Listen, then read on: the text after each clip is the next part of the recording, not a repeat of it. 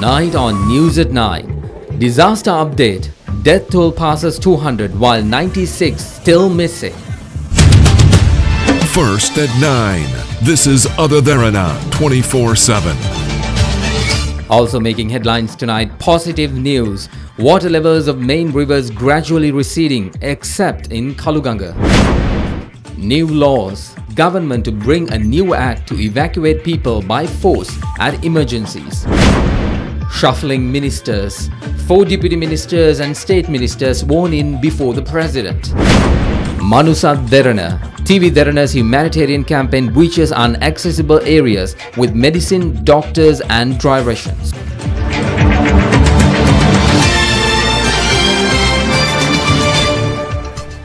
Relief efforts continue across the country while the death toll continues to rise. Good evening everyone, I'm Mahesh Johnny and tonight we begin our coverage with the latest on the flood situation. Latest updates from the Disaster Management Centre reveals that the death toll owing to the adverse weather conditions has risen to 203.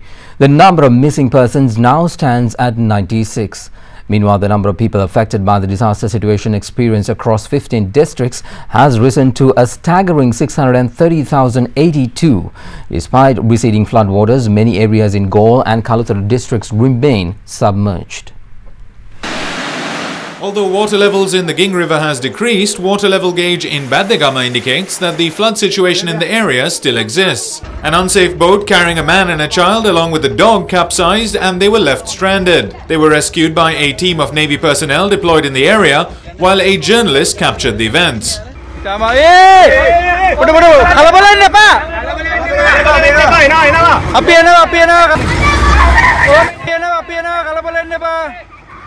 Api enak, kan lain na. Wah, ada mana tenna? Hari. Hari awa. Hari. Foto lala. Hari jangan ni, kamu ni nolak kan? Hari kau jangan ni kan? Adin dah. Aku liru na. Hari, boleh. Hari dua putar kaya kan ni ba? Rope, bandi, make. Ballogan. Put a colorful in the bar. Hari. Ballogan.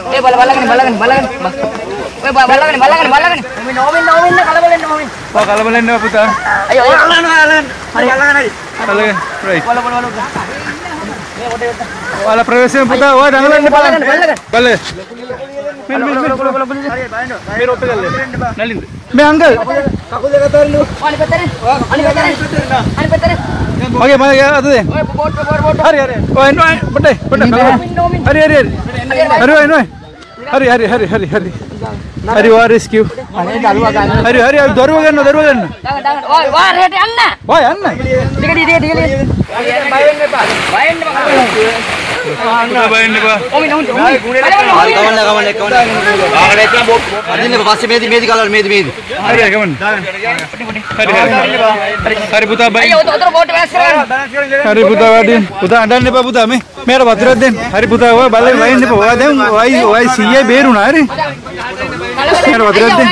The victims were later identified as residents of Baddegama.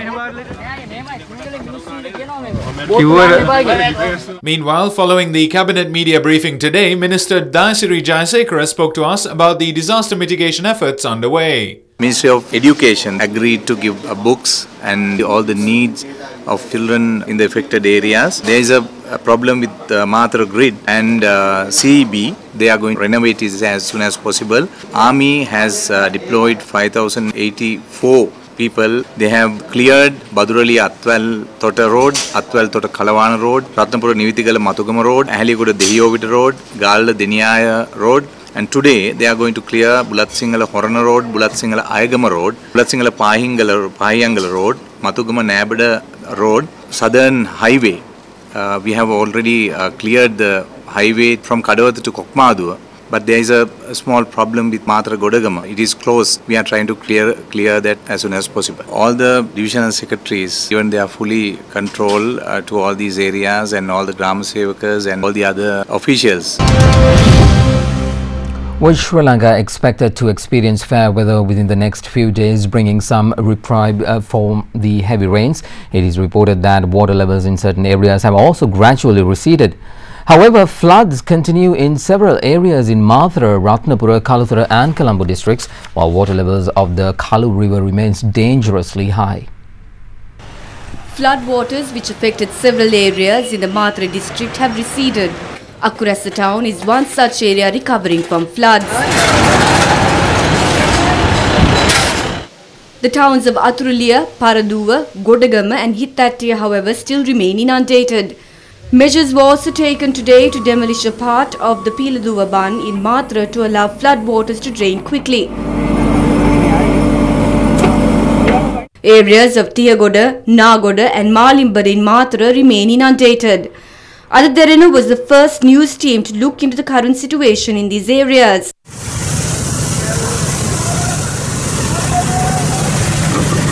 The Derana team also inquired into the current situation of the town of Ayagama in Ratnapura.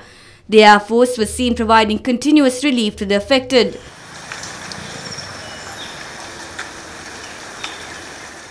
Meanwhile, 44 houses were buried under a landslide which occurred yesterday in the village of Koswata Kalavana in the Ratnapura district. In the Kaluthara district, according to the Department of Irrigation, water levels of the Kalu River still remain at a risk level despite receding waters.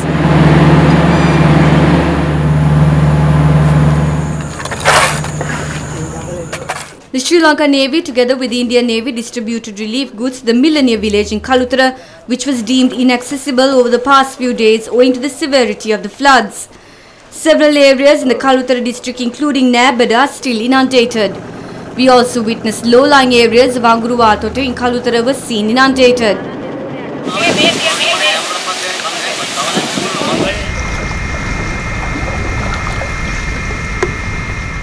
In the Colombo district, the 344 Malambe Athurugiya bus route in the Kaduvela main road was under 5 feet of water today. Minister of Disaster Management Anura Priyadarshaniyappa said he will submit a cabinet paper proposing to introduce legislation that allows forced evacuation of people who do not comply with disaster warnings. Speaking to media at the Disaster Management Centre today, the minister added that people should be educated on landslide prevention. People, even when the warning was issued, sometimes don't want to listen. It is time for us to bring in some kind of a legislation. If there is a warning that there has to be forceful evacuation mechanism to be applied in the country's legal systems for the betterment of the people, not to force them to go out. But in an emergency, this type of legislation will allow officials to forcefully evacuate them to a safer place. So what we want to tell the people is ask them not to clear the areas where it is dangerous. So let it be under forest cover. So we'll have to educate them. Meanwhile, Japan presented a consignment of disaster relief items including tents, generators, water tanks and purifiers to Sri Lanka. On behalf of the government and people of Japan, I wish to convey our condolences and sympathy for the victims of the flood and landslide. We are going to send a team of experts about landslide and flood. It is arriving this Saturday in order to advise the government of Sri Lanka on how to prevent secondary disaster. We hope that the situation will be stabilized as soon as possible. Director of Landslide Research and Risk Management at the National Building Research Organisation RMS Bandara urges the public to evacuate immediately if signs of landslides are witnessed. Speaking to Derana today, RMS Bandara said landslide warnings issued for 7 districts including Ratnapura and Kegaon continue to be in effect. With the prevailing conditions, still we can't remove landslide early warning, and we like to request from the people who are living in these slopes, when they see these symptoms, don't stay in these areas, think about their lives and temporarily evacuate from that area. Every time we used to request to the people who are going to watch those things. About 18 people died because of this visiting. We are requesting those people not to reach these vulnerable areas. Meanwhile, speaking to Other Derana, Director General of the Meteorological Department, S.R. Jaisekara, said that although rainfall will continue due to the monsoon, there will be a lull in the severe weather. Winds 50 kilometers per hour can be expected over Matale and Kurunagala, some areas only. The weather is improving and then reducing for the normal southwest monsoonal conditions. Now it is obvious that the temperature is increasing in the world. With that, we have to expect more extreme events, but not the regular. A mass funeral was held in Bulletin 09.00 Kalutara district today at the site of a landslide. Religious observances were held despite some of the bodies not being recovered. With the landslide in Pahiyangalu Bulletin 09.00 in the Kalutara district, 9 houses were affected. 21 residents died and only 5 survived. Today, Wandaramba police evacuated 75 families due to the risk of landslides on Urala Hill in Kottegoda, Wandaramba.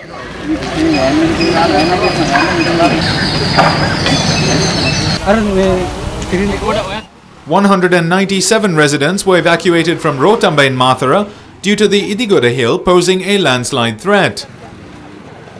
Doctors of Rasagala Rural Hospital in Ratnapura decided not to provide treatment as some of the hospital walls were damaged due to the adverse weather conditions and are at a risk of collapsing. The Minister of Education for Sabaragamuwa Province, Prabhat Banu Manupriya, however, directed doctors to resume treatment.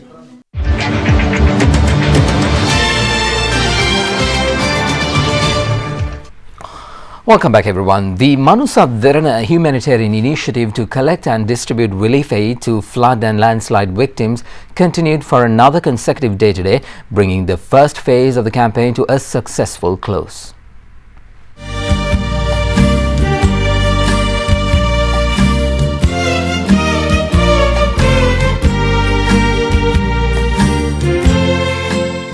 Voluntary assistance was offered throughout last night by many from across the country to help the people in their hour of need. Just as before, relief material kept pouring into our head office today as well. The Derana humanitarian initiative went underway for the 5th consecutive day today, with tons of disaster relief pouring in from people of all walks of life.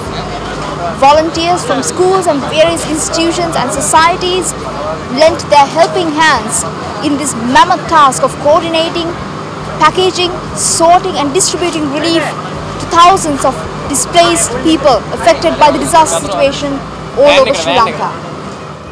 Many artists, representatives of educational institutions and civil society organizations as well as the private sector gave their support to the initiative.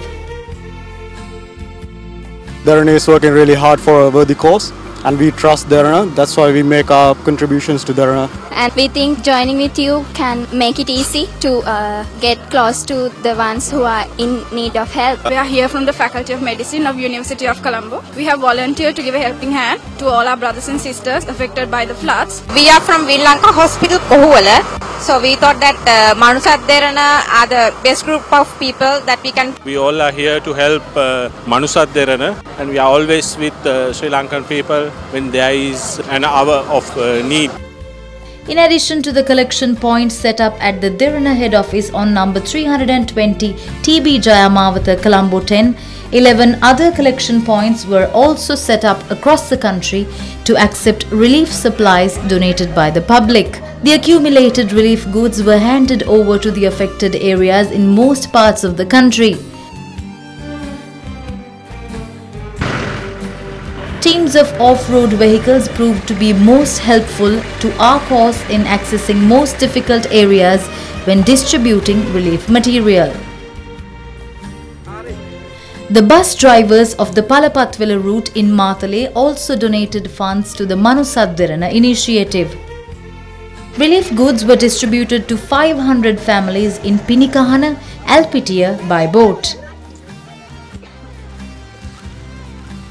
Meanwhile, Sri Lanka Red Cross contributed to the distribution of relief aid through all its channels throughout the Derana campaign.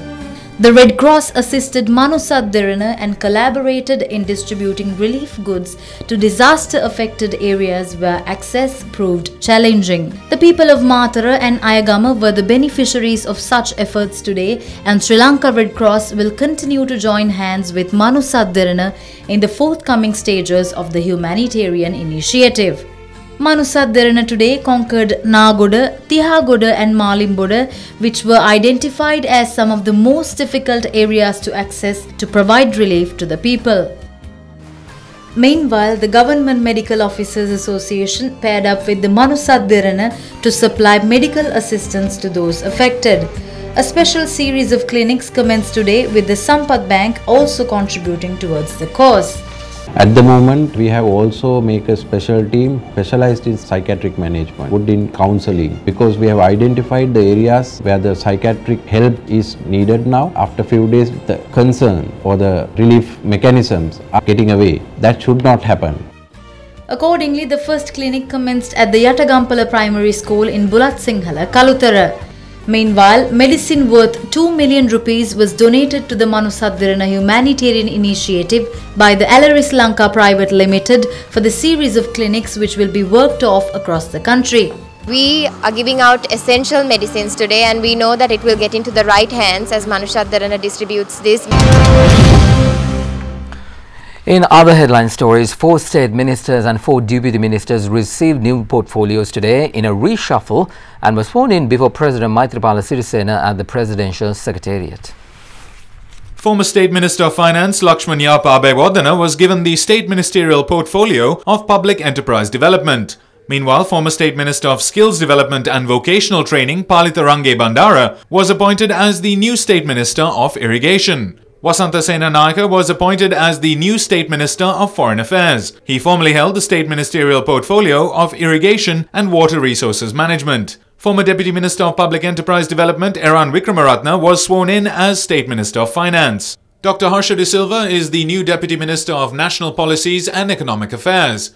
He was earlier the Deputy Minister of Foreign Affairs. The Deputy Ministerial Portfolio of Kandyan Heritage was added to Deputy Minister of Social Empowerment and Welfare Ranjan Ramanayaka's existing portfolio. Former Deputy Minister of Parliamentary Reforms and Mass Media Karunaratne Parnavithana was appointed as the Deputy Minister of Skills Development and Vocational Training. Meanwhile, Lasantha Alagiyawanna was appointed as the Deputy Minister of Finance and Mass Media, leaving behind his post of Megapolis and Western Development Deputy Minister. Meanwhile, Minister Mahinda Amaruwira took office as the State Minister of Mahaweli Development in addition to his existing portfolio of Fisheries and Aquatic Resources Development. Following the swearing-in ceremony, President Maithripala Sirisena addressed the gathering. Mahinda Amaruwira ඇමතිතුමාට තවත් රාජ්‍ය අමාත්‍ය ධූරයක් මම දුන්නේ. Minister Mahinda Amaruwira should be a strong leader in the south. That is the reason I offered him another ministerial post. We need new leaders. I wish Mr. Amaruwira to be a strong leader in the south. The President meanwhile thanked the media for the part they played in disaster relief efforts. I would also like to extend my gratitude to the media for their contribution towards providing relief to the people affected by the disaster.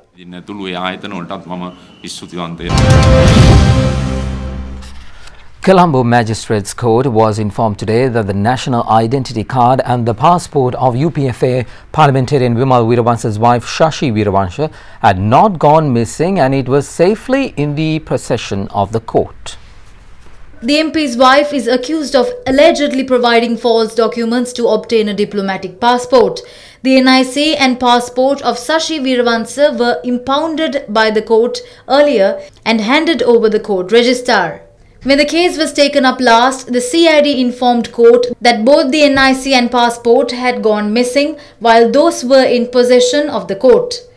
The court, however, was informed today that the items are safely available and are not missing. On the 25th of May, the Attorney General also requested an investigation into the alleged disappearance of the document. Colombo Chief Magistrate severely advised the CID officials to be responsible when making statements which affect the confidence on court's proceedings. The case will be taken up again on the 22nd of June. In other local stories, Cabinet has approved the proposal to draft a new Act on Flood Management, repealing the Flood Protection Ordinance number 4 of 1924. Meanwhile, during the Cabinet media briefing held in Colombo today, journalists inquired the Minister of Disaster Management, Anura Priyadarshana Yapa's whereabouts during the current disaster situation. The UN Leaders Summit on Disaster Management was held in Mexico. I participated in it as the relevant minister on behalf of the President. I was to return on the 4th as there were many bilateral discussions to be held. I had to cancel some of those meetings.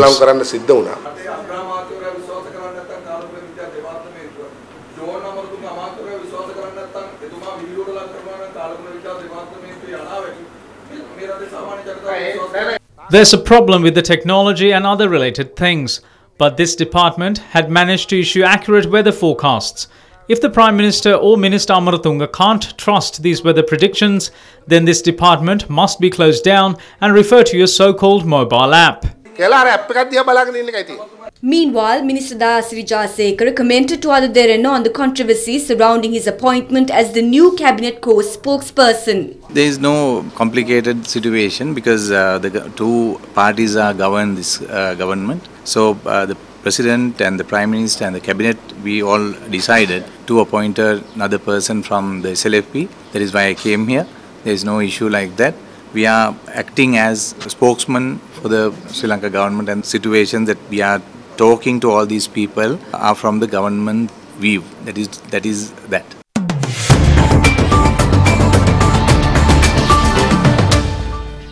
Welcome back everyone. On to business news. Minister of Foreign Affairs Ravi Karunanayake says the government requested countries to provide financial aid to Sri Lanka in order to combat post-disaster challenges. He made this revelation responding to journalists following a meeting with diplomats in Sri Lanka today. Minister of Foreign Affairs Ravi Karunanayake met 18 diplomats for the first time after taking office today. The measures that should be taken to provide relief for those who are affected by the floods were also discussed at the meeting. Myself and the Deputy Minister, we decided that we will call upon the dignitaries of the foreign embassies and the honorary consular generals in order to ensure that we have a connectivity between Sri Lanka and the world and vice versa. We did take opportunity to express the sad situation that we have confronted owing to the natural calamity, and we requested their support, and the President and the Prime Minister would be very happy to note that up to now 24 countries have expressed not only their intention but delivered either material or funding, and also their personals have come here to assist. Also responding to journalists, Minister Karunanayake said that as a result of the natural disaster insurance plan introduced by Budget 2016, 25 to 30 billion rupees were saved to the government. The first floods that had almost a 15 billion, that was a payout. The second one had roughly about another 15 to 20 billion, and I don't know the devastation, what will be the impact here, but certainly this is something that will be coming from the reinsurers and not from the taxpayers' money. In an address in Beijing, the Chinese Foreign Ministry announced today that the Chinese government would offer humanitarian aid worth 15 million yuan to Sri Lanka for flood relief. China and Sri Lanka are traditional friendly neighbors, and the Chinese people feel the same as the Sri Lankan people do when they suffer in the disasters of deadly floods and mudslides. The relief supplies include tents, blankets among others, which Sri Lanka is in urgent need of and will be sent to the country in the shortest time possible. We will provide further support and assistance to the country depending on the circumstances. The ministry spokesperson Hua Chunying also offered reassurance to the Sri Lankan people, saying that the disasters will be overcome and rebuilding would take place under the leadership of the government. Also in business news, the Sri Lankan rupee traded steady today amid expectations that the currency would weaken as recent floods and landslides that killed over 200 people dented market sentiment. Rupee forwards were active with spot next forwards trading at 152 rupees to 95 cents, 253 rupees to 10 cents per dollar, largely unchanged from yesterday's close. Here's a look at how the Sri Lankan rupee traded against other currencies during the day today.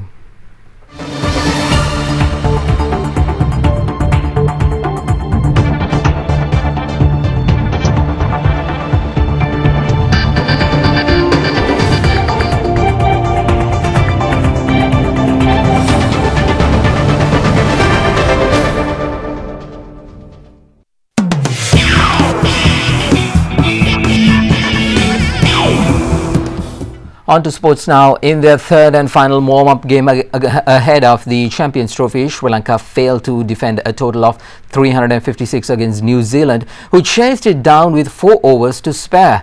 In the absence of Angelo Matthews, acting skipper Upul Tharanga scored a magnificent 104 ball 110, while Kusal Mendis and Dinesh Chandimal supported with half-centuries.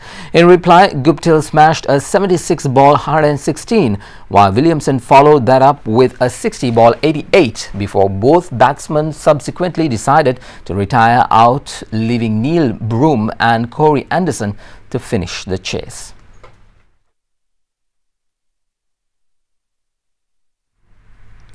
On to tennis, Andy Murray survived a second set of scare to pull through the first round of the French Open last evening.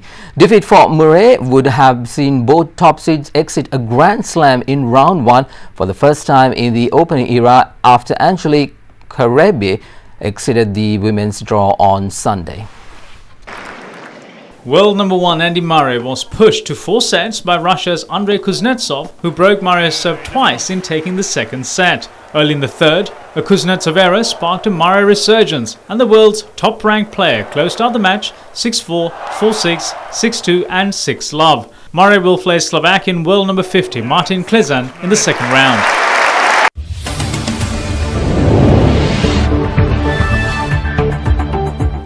Welcome back on to international news now. At least 80 people have been killed in a car bomb attack in Kabul that targeted the diplomatic area of the city during rush hour this morning. At least 350 people have also been injured by the blast, which came close to the German embassy in Sunbak Square. Kabul police confirmed the location of the incident but said that it was difficult to ascertain the exact target of the attack as it came in close proximity to a number of other embassies and the presidential palace. A Malaysian airline plane has been forced to turn back to Melbourne Airport because of a disruptive passenger.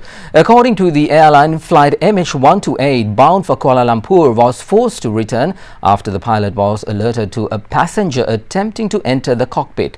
The plane has landed safely and it has requested security assistance. A flight tracker said that the plane was airborne just for 14 minutes after its departure at 11:27 p.m. local time. A Russian warship and a submarine fired 4 cruise missiles from the Mediterranean targeting so-called Islamic State manpower and equipment near the Syrian city of Palmyra.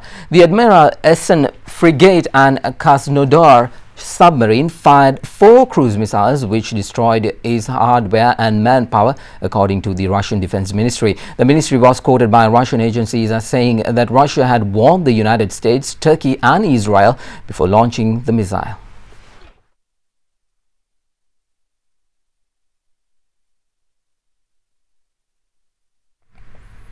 Chang is here with the weather.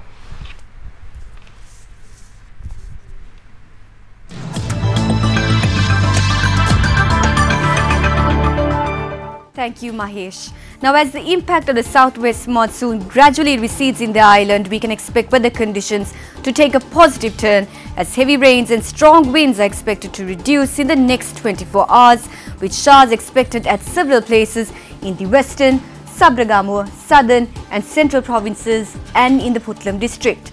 However, the cyclonic storm Mora threatens to flood parts of Bangladesh, northeastern India and northwest Myanmar with up to 300 millimeters of rain and wind speeds of 117 kilometers per hour. Now, if we look at the surrounding sea areas, the Met Department warns of rough seas off the coast extending from Puntland to Puthville via Colombo, Galle and Hambantota, and sea areas off the coast of Batticaloa to Mullaitivu via Trincomalee with wind speeds expected to increase up to 70 kilometers per hour. Well, that's it from the Weather Centre, but let's now take a look at the city-by-city forecast.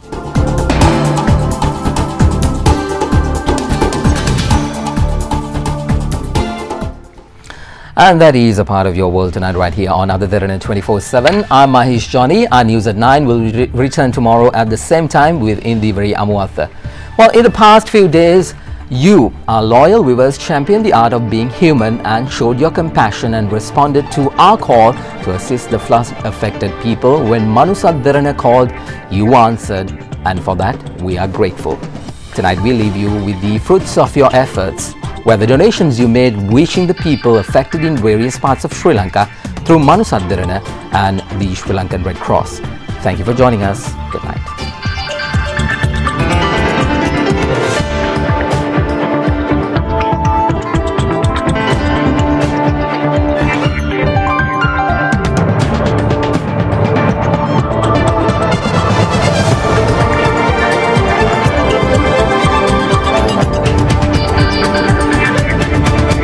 Bringing you the news and information 24 hours a day.